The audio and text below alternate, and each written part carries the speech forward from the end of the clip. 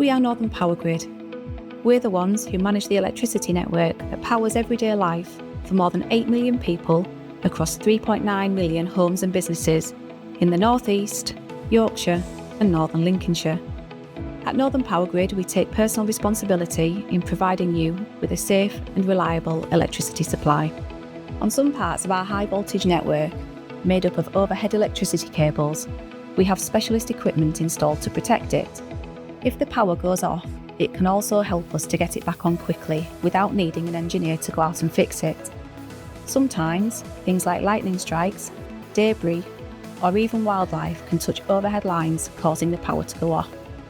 If there's a fault on the network, the specialist equipment will detect that and immediately switch off the power to prevent any damage, like a safety switch that turns the power off.